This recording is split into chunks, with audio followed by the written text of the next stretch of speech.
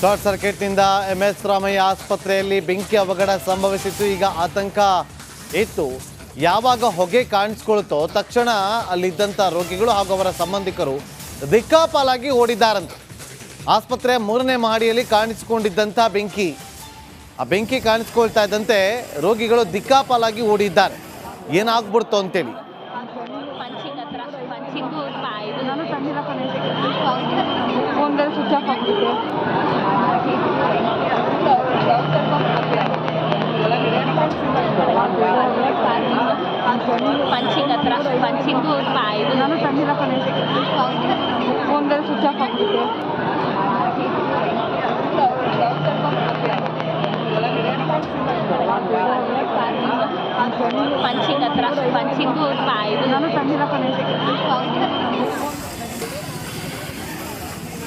ಅಲ್ಲಿ ದೃಶ್ಯಗಳಲ್ಲಿ ಗಮನಿಸ್ತಾ ಇದ್ದೀವಿ. ಆಸ್ಪತ್ರೆ ಒಳಗಡೆ ಇದ್ದಂತಹ ಎಲ್ಲ ರೋಗಿಗಳು ಹಾಗೂ ಅವರ ಸಂಬಂಧಿಕರು ಹೊರಗಡೆ ಬರ್ತಾರೆ.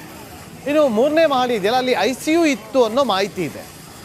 ಅಲ್ಲಿ AC-ನಲ್ಲಿ ಶಾರ್ಟ್ ಸರ್ಕ್ಯೂಟ್ ಆಗಿದೆ. ಆದರೆ ಅದೇ ಸಂದರ್ಭದಲ್ಲಿ ಅದರ ಬ್ಲಾಸ್ಟ್ ಆಗಿದೆ ಅಂತ. ಅಂದರೆ ಶಾರ್ಟ್ ಸರ್ಕ್ಯೂಟ್ ಆದಾಗ AC-ನಲ್ಲಿ ಸಿಲಿಂಡರ್ ಇರುತ್ತೆ, ಅದು ಬ್ಲಾಸ್ಟ್ ಆಗಿದೆ ಅನ್ನೋ ಮಾಹಿತಿ ಈಗ ಸಿಗ್ತಾ ಇದೆ. ಮತ್ತಷ್ಟು ಮಾಹಿತಿಯನ್ನು ಕೊಡ್ತಾರೆ MS ರಾಮಯ್ಯ ಆಸ್ಪತ್ರೆ ಬಳಿಯಿಂದಲೇ ನಮ್ಮ ರಿಪೋರ್ಟರ್ ಸುರೇಶ್ ಈಗ ನೇರ ಸಂಪರ್ಕದಲ್ಲಿ ಜಾಯ್ನ್ ಆಗಿದ್ದಾರೆ. ಸುರೇಶ್, ಸದ್ಯಕ್ಕೆ ಅಲ್ಲಿನ ಪರಿಸ್ಥಿತಿ ಹೇಗಿದೆ, ಏನಾಯಿತು, ಮಾಹಿತಿ ಕೊಡ್ಬೋದಾ ಸುರೇಶ್?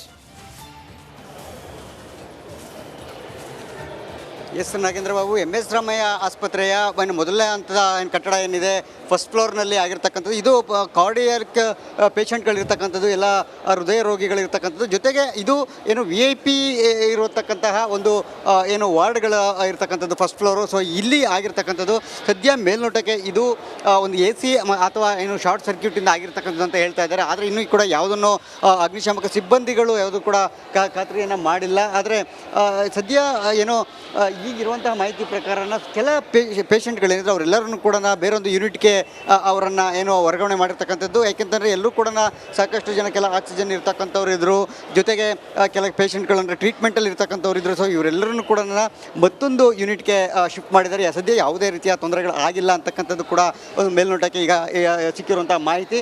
ಜೊತೆಗೆ ಇನ್ನೂ ಮೊದಲ ಹಂತದ ಏನು ಕಟ್ಟಡ ಇದೆ ಅಲ್ಲಿ ಇನ್ನೂ ಕೂಡ ಬೆಂಕಿಯನ್ನು ನಂದಿಸುವಂತಹ ಕೆಲಸ ಇನ್ನೂ ಕೂಡ ನಡೀತಾ ಇದೆ. ಜೊತೆಗೆ ಮೇಲ್ಗಡೆ ಸುಮಾರು ಒಂದು ಮೊಣಕಾಲುದಷ್ಟು ಅಂದರೆ ಸುಮಾರು 1.5 ಅಡಿ ಇದಷ್ಟು ನೀರು ನಿಂತಿರ್ತಕ್ಕಂಥದ್ದು ಕೂಡ ಈಗ ಮಾಹಿತಿ ಇರ್ತಕ್ಕಂಥ ಮೇಲ್ಗಡೆ ಸಂಪೂರ್ಣವಾಗಿ. ಏಕೆಂದರೆ 2 ಅಗ್ನಿಶಾಮಕ ಸಿಬ್ಬಂದಿಯ ಇರತಕ್ಕಂತಹ ವಾಹನಗಳೇನಿತ್ತು ಆ ವಾಹನಗಳ ಮೂಲಕ ಅಷ್ಟು ನೀರನ್ನು ಕೂಡ ಏನು ಇಲ್ಲಿ ಬೆಂಕಿ ನಂದಿಸೋದಕ್ಕೆ ಬಳಸಿರ್ತಕ್ಕಂಥದ್ದು. ಸೊ ಹೀಗಾಗಿ ಇಲ್ಲಿ ಏನು ಸದ್ಯ ಮೇಲ್ಗಡೆಗೆ ಹೋಗೋದಕ್ಕೆ ಮಾಧ್ಯಮದವ್ರಿಗೆ ಆಗಲಿ ಅಥವಾ ಯಾರಿಗೂ ಕೂಡ ಅವಕಾಶನ ಕೊಟ್ಟಿಲ್ಲ.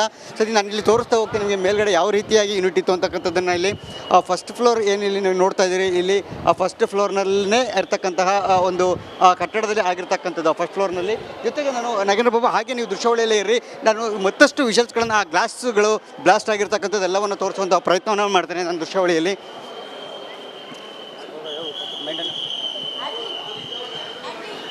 ಸದ್ಯ ಎಲ್ಲ ಏನು ಪೇಷಂಟ್ಗಳು ಅಷ್ಟೇ ಅಲ್ಲ, ಪೇಷಂಟ್ಗಳ ಸಂಬಂಧಿಕರು ಕೂಡ ಗಾಬರಿಯಿಂದ ಹೊರಗಡೆ ಬಂದಿರತಕ್ಕಂಥದ್ದು. ಅದೆಲ್ಲದರ ಜೊತೆಗೆ ಏನು ಸಿಬ್ಬಂದಿ ಏನಿದ್ರು ಸಿಬ್ಬಂದಿ ಕೂಡ ಕೆಲ ಕಾಲ ಗಾಬರಿಯಾಗಿರೋ ಹಿನ್ನೆಲೆಯಲ್ಲಿ ಅವರೆಲ್ಲರೂ ಕೂಡ ಆಚೆ ಬಂದಿದ್ದಾರೆ. ಎಲ್ಲರೂ ಕೂಡ ಸದ್ಯ ಅವರೆಲ್ಲರೂ ಕೂಡ ಅವರಿಗೆ ಒಂದು ಸಮಾಧಾನವನ್ನು ಹೇಳುವಂತಹ ಕೆಲಸವನ್ನು ಆಸ್ಪತ್ರೆಯ ಹಿರಿಯ ಅಧಿಕಾರಿಗಳು ಮಾಡಿರ್ತಕ್ಕಂಥದ್ದು. ಇಲ್ಲಿ ನಾವು ಅಗ್ನಿಶಾಮಕ ದಳ ಇರತಕ್ಕಂಥದ್ದು ಏನು ವಾಹನಗಳಿರುವಂತಹ ಜಾಗವನ್ನು ತೋರಿಸ್ತಾ ಹೋಗ್ತೇವೆ ನಾನು. ಇಲ್ಲಿ ನಾಗೇಂದ್ರ ಬಾಬು, ತಾವು ಈಗ ದೃಶ್ಯಾವಳಿ ಫಸ್ಟ್ ಫ್ಲೋರ್ ಏನಿದೆ ಇದೆ, ಈಗ ನೋಡಿ ಇಲ್ಲಿ ಕಾಣ್ತಾ ಇರ್ತಕ್ಕಂಥದ್ದು ಇದೇ ದೃಶ್ಯಾವಳಿಯಲ್ಲೇನೆ ಈ ಏನು ಗ್ಲಾಸ್ಗಳೆಲ್ಲವೂ ಕೂಡ ಬ್ಲಾಸ್ಟ್ ಆಗಿರ್ತಕ್ಕಂಥದ್ದು. ಇದೆಲ್ಲವನ್ನು ನೋಡ್ತಾ ಹೋದರೆ ಅಗ್ನಿಶಾಮಕ ಸಿಬ್ಬಂದಿಯವರು ಹೇಳುವಂಥದ್ದು ಇದು ಬಹುತೇಕ AC ಬ್ಲಾಸ್ಟ್ ಆಗಿರಬಹುದು. ಸೊ ಈ ನಿಟ್ಟಿನಲ್ಲಿ ಇಷ್ಟು ದೊಡ್ಡ ಮಟ್ಟಿಗೆ ಬ್ಲಾಸ್ಟ್ ಆಗಿದೆ ಅಂತಕ್ಕಂಥ ಮಾಹಿತಿನ ಹೇಳಿದ್ದಾರೆ. ಸುಮಾರು ಇಲ್ಲಿ ಆಜುಬಾಜಿನಲ್ಲಿ ಏನೋ ಗ್ಲಾಸ್ಗಳೆಲ್ಲವೂ ಕೂಡ ಹೊಡೆದು ಸಿಡಿದಿರ್ತಕ್ಕಂಥದ್ದನ್ನು ಕೂಡ ನಾವು ದೃಶ್ಯಾವಳಿಯಲ್ಲಿ ನೋಡ್ಬೋದು. ಇಲ್ಲಿ ಸದ್ಯ ಇನ್ನು ಅಗ್ನಿಶಾಮಕ ದಳದ ಸಿಬ್ಬಂದಿಯಿಂದ ಇದೇ ಬೆಂಕಿಯನ್ನು ನಂದಿಸುವಂತಹ ಕಾರ್ಯ ಸಂಪೂರ್ಣವಾಗಿ ಯಶಸ್ವಿಯಾಗಿದೆ. ಸದ್ಯ ಯಾವುದೇ ರೀತಿಯ ಅಹಿತಕರ ಘಟನೆಗಳು ಆಗಿಲ್ಲ ಅಂತಕ್ಕಂಥದ್ದು ಕೂಡ ಪ್ರಾಥಮಿಕ ಮಾಹಿತಿಯಿಂದ ತಿಳಿದುಬಂದಿರತಕ್ಕಂಥದ್ದು. ನಾಗೇಂದ್ರ ಬಾಬು, ಸುರೇಶ್, ಅಲ್ಲಿ ಯಾರು ಮಾತಾಡಿಸ್ಬೋದಾ, ಪ್ರಯತ್ನ ಪಡ್ಬೋದಾ ಸುರೇಶ್? ಎಸ್, ಖಂಡಿತವಾಗ್ಲೂ ನಾಗೇಂದ್ರ ಬಾಬು ನಾನು ಮಾತಾಡಿಸುವಂಥ ಪ್ರಯತ್ನವನ್ನು ಮಾಡ್ತೇನೆ. ಸರ್, ಏನಾಯಿತು?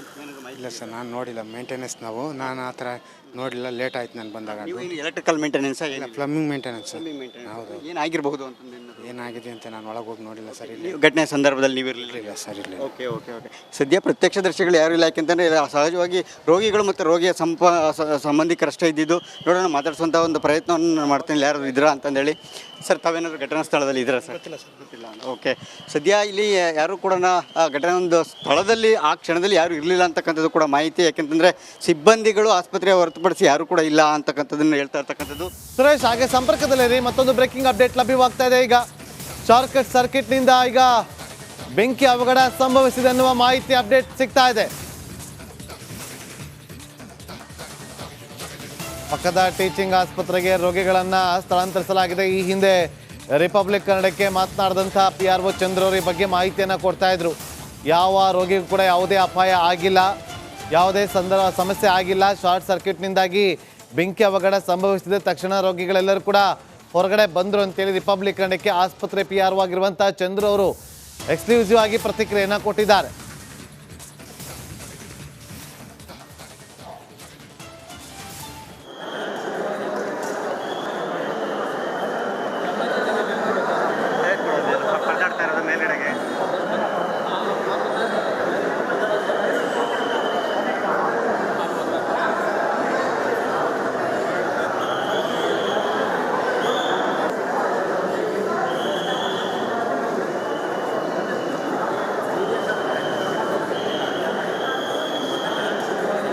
ಈಗ ಆಸ್ಪತ್ರೆಯಿಂದ ಹೊರಗಡೆ ಬಂದು ನಿಂತಿರುವಂಥ, ಅಂದರೆ ಕಾರಿಡಾರ್ನಲ್ಲಿ ಬಂದು ನಿಂತಿರುವಂಥ ದೃಶ್ಯಾವಳಿಯನ್ನು ಗಮನಿಸ್ತಾ ಇದ್ವಿ. ಎಲ್ಲರೂ ಕೂಡ ನಿಂತಿದ್ದಾರೆ. ಅಲ್ಲಿ ICU ವಾರ್ಡ್ ಇತ್ತು. ICU ವಾರ್ಡ್ನಿಂದ ಎಲ್ಲರೂ ಕೂಡ ಹೊರಗಡೆ ಬಂದು ನಿಂತಿದ್ದಾರೆ. ನೋಡಿ, ಇಲ್ಲಿ ದೃಶ್ಯಾವಳಿ ನೋಡ್ತಾ ಇದ್ದೀವಿ.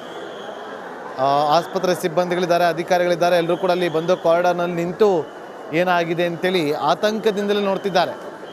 ಸಾಮಾನ್ಯವಾಗಿ ಆಸ್ಪತ್ರೆಗಳಲ್ಲಿ ಇಂಥ ಅವಘಡ ಸಂಭವಿಸಿದಾಗ ಆತಂಕ ಎದುರಾಗುತ್ತೆ. ಆ ಫ್ಲೋರ್ನಲ್ಲಿ 3-4 ಜನ ರೋಗಿಗಳಿದ್ದರು ಅಂತ ಕೂಡ ಹೇಳಲಾಗ್ತಾ ಇದ್ದು, ಅವರನ್ನು ತಕ್ಷಣ ಟೀಚಿಂಗ್ ಸೆಂಟರ್ಗೆ ಶಿಫ್ಟ್ ಮಾಡಲಾಗಿದೆ ಅನ್ನೋ ಮಾಹಿತಿಯನ್ನು, ಜೊತೆಗೆ ಶಾರ್ಟ್ ಸರ್ಕ್ಯೂಟ್ನಿಂದಾಗಿ ಈ ಅವಘಡ ಸಂಭವಿಸಿದೆ ಅನ್ನೋ ಮಾಹಿತಿಯನ್ನು ರಿಪಬ್ಲಿಕ್ ಕನ್ನಡಕ್ಕೆ MS ರಾಮಯ್ಯ ಆಸ್ಪತ್ರೆಯ PRO ಆಗಿರುವಂಥ ಚಂದ್ರ ಅವರು ಮಾಹಿತಿಯನ್ನು ಕೊಟ್ಟಿದ್ದಾರೆ.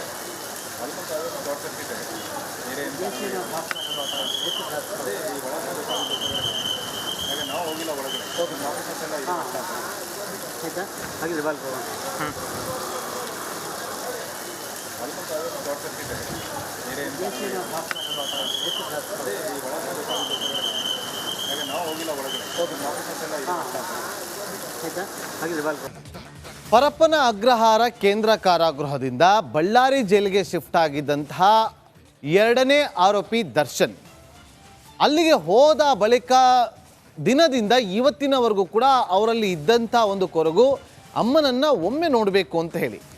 ಪತ್ನಿ ಹೋದಾಗೂ ಕೂಡ ಅದೇ ಮೆಸೇಜನ್ನು ಕೊಟ್ಟು ಕಳಿಸಿದ್ರು, ಒಮ್ಮೆ ಅಮ್ಮನಿಗೆ ಬರೋದಕ್ಕೆ ಹೇಳಿ ಅಂಥೇಳಿ. ದರ್ಶನ್ಗೆ ಎಲ್ಲೋ ಒಂದು ಕಡೆ ಅಮ್ಮನ ಒಂದು ಅಪ್ಪಗೆ ಅವಶ್ಯಕತೆ ಇತ್ತು ಅಂತ ಕಾಣುತ್ತೆ. ಹಾಗಾಗಿ ಅವರು ಬೇಡಿಕೆಯನ್ನು ಕೂಡ ಇಟ್ಟಿದ್ರು. ಹಾಗಾಗಿ ಇವತ್ತು ದರ್ಶನ್ಗೆ ತಾಯಿಯ ದರ್ಶನ ಆಗಿದೆ. ಆ ಸಂದರ್ಭದಲ್ಲಿ ಏನಾಯಿತು ಗೊತ್ತಾ? ಈ ಸ್ಟೋರಿ ನೋಡಿ ಗೊತ್ತಾಗುತ್ತೆ.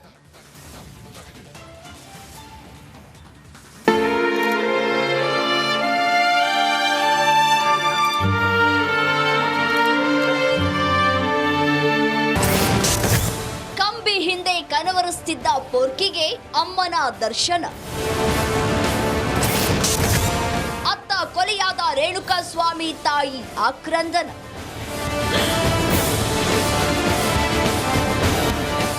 ಅಮ್ಮ ಕಣ್ಣಿಗೆ ಕಾಣುವ ದೇವರು ಈ ಅಮ್ಮ.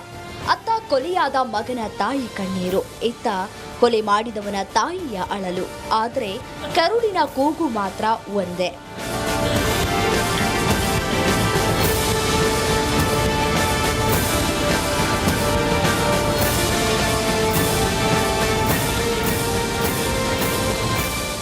ಕೊಲೆ ಕೇಸ್ನಲ್ಲಿ ಪರಪ್ಪನ ಅಗ್ರಹಾರದಿಂದ ಬಳ್ಳಾರಿ ಜೈಲಿಗೆ ಶಿಫ್ಟ್ ಆಗಿರುವ ಪೊರ್ಕಿಯನ್ನ ನೋಡೋದಕ್ಕೆ ಇಷ್ಟು ದಿನ ತಾಯಿ ಮೀನಾ ಬಂದಿರಲಿಲ್ಲ. ತಾಯಿಗಾಗಿ ಕನವರಿಸ್ತಾ ಇದ್ದ ಕಾಟೇರನ ಕಾಣೋದಕ್ಕೆ ಕೊನೆಗೂ ತಾಯಿ ಮೀನಾ ತೂಗುದೀಪ ಬಳ್ಳಾರಿ ಜೈಲಿಗೆ ಬಂದಿದ್ದಾರೆ.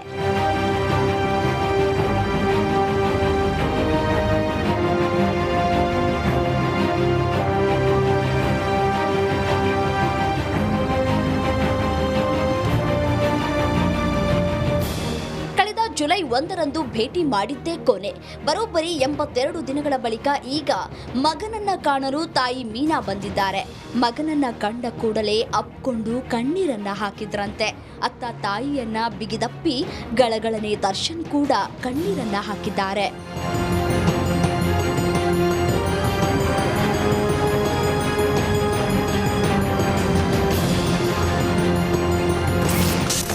ಮಗನಿಗೆ ನಾನ್ ವೆಜ್ ಊಟ ತಂದ ಮೀನಮ್ಮ. ಇನ್ನು ತಾಯಿ ಮೀನಾ ದರ್ಶನ್ಗೆ ಇಷ್ಟವಾದ ನಾನ್ ವೆಜ್ ಊಟ ತಂದಿದ್ರು. ಮಗ ಜೈಲೂಟ ತಿಂದು ಸೊರ್ಗಿದ್ದು ಬಿರಿಯಾನಿ ಜೊತೆ ಬೇರೆ ಬೇರೆ ತಿನಿಸುಗಳನ್ನ ಸ್ವತಃ ತಾವೇ ಮಾಡ್ಕೊಂಡು ಬಂದು ಬಡಿಸಿದ್ದಾರೆ.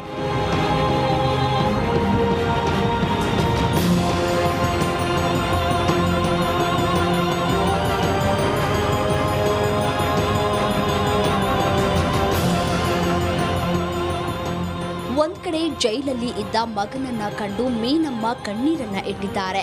ಆದ್ರೆ ಇತ್ತ ಚಿತ್ರದುರ್ಗದಲ್ಲೇ ಮಗನನ್ನ ಕಳೆದುಕೊಂಡು ರೇಣುಕಾಸ್ವಾಮಿ ತಾಯಿ ನಿತ್ಯ ಕಣ್ಣೀರಲ್ಲೇ ಬದುಕನ್ನ ದೂಡ್ತಾ ಇದ್ದಾರೆ. ಪುತ್ರ ಶೋಕ ನಿರಂತರ ಅನ್ನೋ ಹಾಗೆ ಮುಪ್ಪಿನಲ್ಲಿ ಆಧಾರವಾಗಬೇಕಿದ್ದ ಮಗ ಮಸಣ ಸೇರಿದ್ದು ಮನೆ ಮಸಣವಾಗಿದೆ.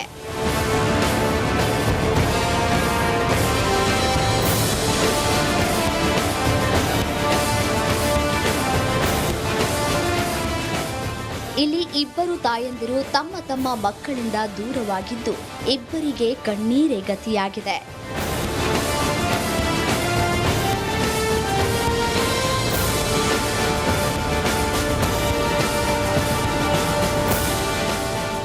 ರೇಣುಕಾ ಆರಾಧ್ಯ ಹಾಗೂ ವೀರೇಶ್, ರಿಪಬ್ಲಿಕ್ ಕನ್ನಡ.